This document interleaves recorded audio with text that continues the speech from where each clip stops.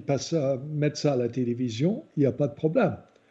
Bon, Ouais, ça enlève un petit peu le dynamisme du sport. Mais ouais. les spectateurs, qu'est-ce qu'ils vont faire? Ils vont passer devant leur télé, ils regardent la télé. C'est aussi bête que Oui, ça. Et à ce moment-là, ils n'ont pas besoin d'être masqués. Ils attendent des mois, peut-être un an. C'est moche, c'est dommage, mais je crois que c'est aussi bête que ça, hein. Et bon, tout le monde on va y, que ce soit Roland Garros, US Open, Wimbledon, ils font pas leur tournoi, malheureusement. Mais comme ça, il faut faire, il faut vivre avec. il faut vivre avec, ça c'est bien dit. Donc ça veut dire que la télévision va reprendre de l'ampleur. Oui, oui, exactement. Et en plus, les pubs dont je supporte pas les publicités, mais bon, c'est nécessaire pour payer les frais Ouais. et pour enrichir les gens. On va peut-être payer plus, peut-être les spectateurs vont payer des suppléments. Mais au lieu de payer à la porte au stade, ils vont payer à la télé ou ils vont regarder énormément de pubs, ce qui serait dommage, parce que ça va gâcher un peu le plaisir de voir le match, le spectacle. Mais je vais changer un peu de cap. Je sais que tu Oui. es un grand écrivain et j'aime beaucoup la lecture aussi. D'abord, la première question, qui est ton écrivain préféré? Euh, je Euh, dirais, euh, euh, je dirais qui, côté français, américain et italien. Un de chaque. oui, qui sont mes écrivains Qui préférés? sont, d'accord, hein, je vais au pluriel. Qui sont tes Alors, écrivains préférés? Donne-moi un français, un italien et un américain. Voilà. ah oui, alors, ben, ça dépend. Moi, j'écoute des choses différentes dans les trois langues, enfin, dans plusieurs langues. Bon.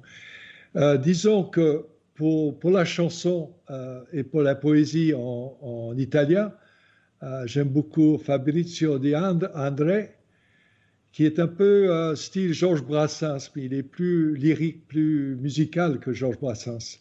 Bien sûr, Oui, pour la poésie française, j'adore Brassens et ses poèmes qui touchent à tout dans la vie.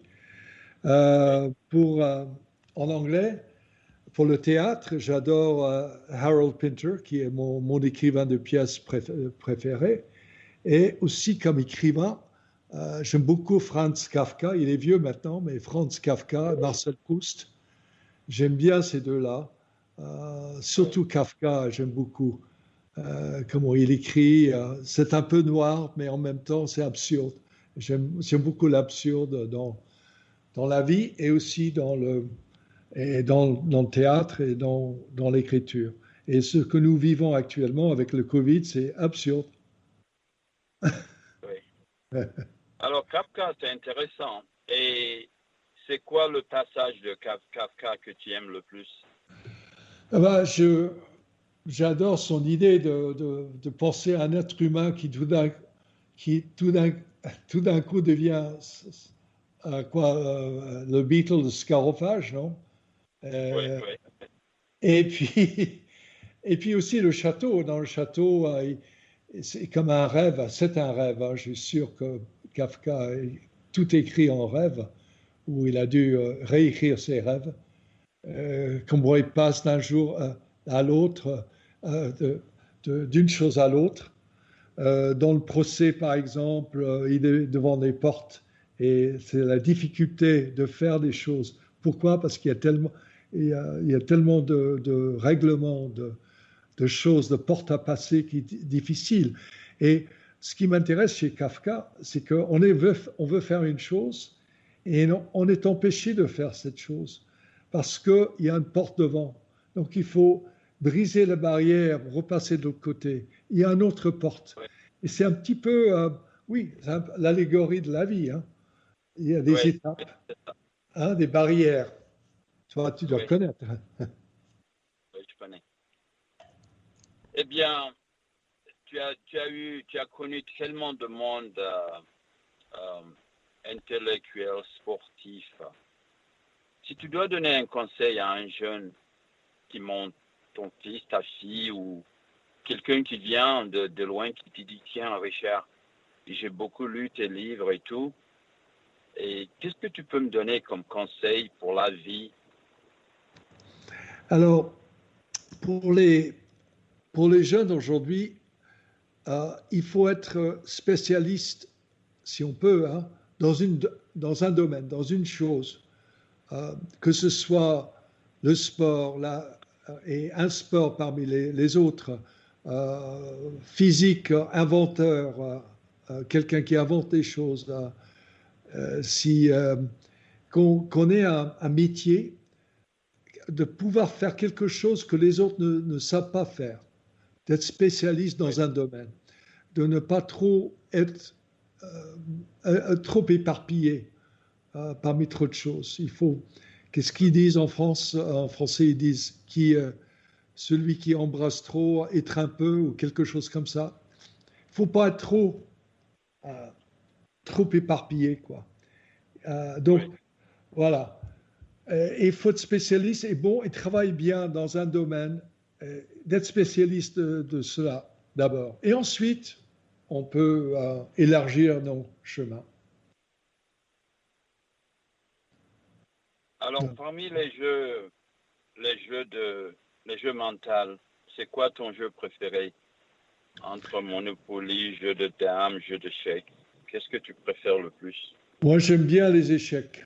J'aime bien les échecs parce que c'est mano à mano, c'est un contre un. Et c'est un très bon jeu mental. Ça te permet de réfléchir, et ce n'est pas facile, hein. Il faut savoir ce que va faire l'autre. Enfin, tu essaies de deviner et de construire une façon de piéger l'autre. Et c'est un petit peu le jeu dans tous les jeux, c'est ça. On essaie de piéger l'autre. Bon, et c'est aussi, pour le jeu, c'est quoi? C'est une substitution pour la guerre, non? Oui, oui. Hein? Au lieu de faire la guerre, on fait un jeu. Un jeu, oui. En fait, moi, j'aime beaucoup l'échec aussi, mais je préfère les jeux de dames parce que ça te fait penser 8 fois à l'avance. Ah bon?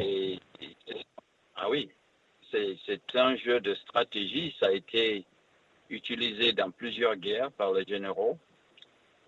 Et c'est vraiment, ça a été découvert à ce qu'il paraît dans les tombes en Chine.